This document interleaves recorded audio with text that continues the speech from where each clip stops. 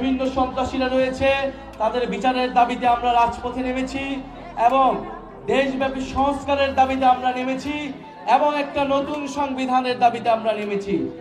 এই নতুন সংবিধানের জন্য আমাদের একটি গণপরিষদ নির্বাচন লাগবে, যেই গণপরিষদ নির্বাচনের মাধ্যমে বাংলাদেশের সাধারণ মানুষ, বাংলাদেশের অভ্যুত্থানকারী জনতা বাংলাদেশের আগামী নতুন সংবিধান নির্ধারণ করবে।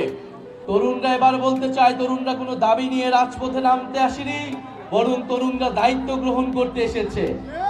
এবং আপনারা যারা মুরব্বীরা রয়েছেন, আমাদের মা খালারা রয়েছেন, আমাদের চাচারা বয়সীরা রয়েছেন, আপনারা আমাদের অভিভাবকত্ব গ্রহণ করবেন, জাতীয় নাগরিক পার্টিকে পরামর্শ দিবেন। জাতীয় নাগরিক পার্টি সাধারণ মানুষের, নাগরিকের অধিকার আদায় এবং মর্যাদার জন্য কাজ করবে। আমরা বলেছি এই মুজিববাদ এবং এই যে ভারতীয় আধিপত্যবাদের বিরুদ্ধে বাংলাদেশের যে সংগ্রাম শুরু হয়েছে, বাংলাদেশপন্থী, বাংলাদেশের স্বাধীনতা, সার্বভৌমত্ব এবং আঞ্চলিক অখণ্ডতা রক্ষার জন্য, মানবিক মর্যাদা নিশ্চিতের জন্য জাতীয় নাগরিক পার্টি কাজ করে যাবে।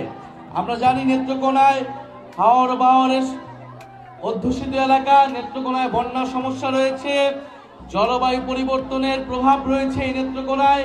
নেত্রকোনায় শিক্ষা সহ স্বাস্থ্য ব্যবস্থার বেহাল দশা রয়েছে, কর্মসংস্থানের অভাব রয়েছে।